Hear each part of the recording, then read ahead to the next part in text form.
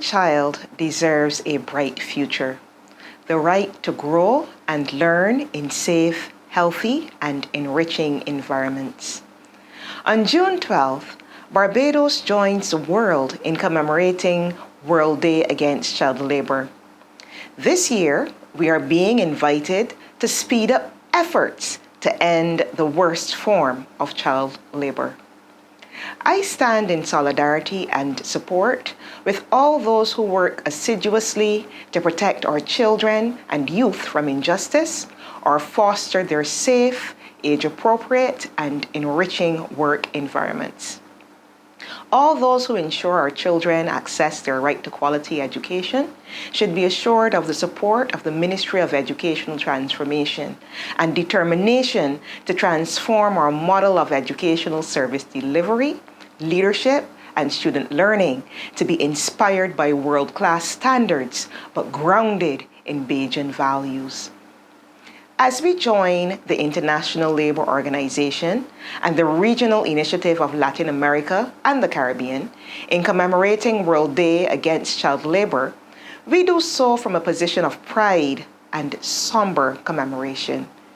We can celebrate our successes in defending compulsory basic education and advancing social justice for our students. We can celebrate our progress in child protection legislation, labor rights, teaching, social work, and student leadership. At the same time, however, we must commemorate June 12th with renewed vigor against the worst forms of child labor in Barbados as an imperative for national development. We must not let the low incidence of hazardous work create a sense of apathy or unawareness to those vices that threaten our children's safety, education, peace, and welfare. There are still children and youth who need to be rescued, guided, and protected. Everyone has a role in eliminating child labor and advancing decent work for all. I am calling on our schools and youth leaders to remember the work done at the National Youth Forum in February this year and power up your voices for decent work and advocate against child labor. Collaborate to learn, create, and speak up for the elimination of destructive practices and the enhancement of decent work for you and your peers. Here in Barbados, we must be committed to progress. As the ILO slogan states, progress is clear, but there is more to do, so let's speed up our efforts. Let us redouble efforts to ensure that any hazardous condition, hindrances to equitable education, and the worst forms of child labor are eradicated.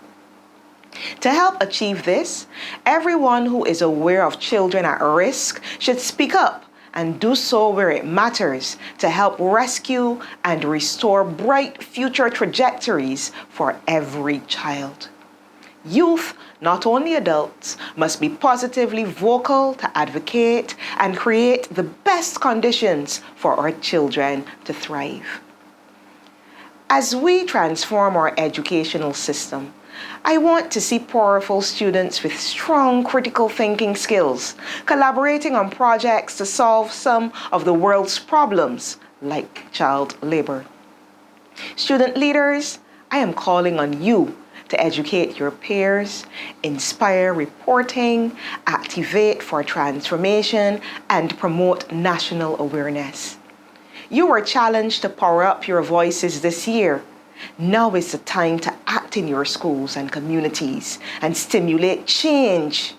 Also, you must nudge your teachers to help you. Educators, parents, and officers within the Ministry of Education, millions of children all over the world are involved in full-time work, modern-day slavery, forced labor, and conflict. Let us reinvigorate our efforts to protect our nation's children and guide them in true knowledge, virtue, and national development.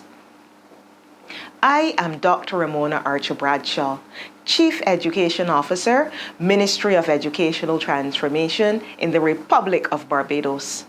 Today, I join national, regional, and global leaders to move beyond commitments, advance initiatives, and speed up actions to eradicate the worst forms of child labor. Thank you.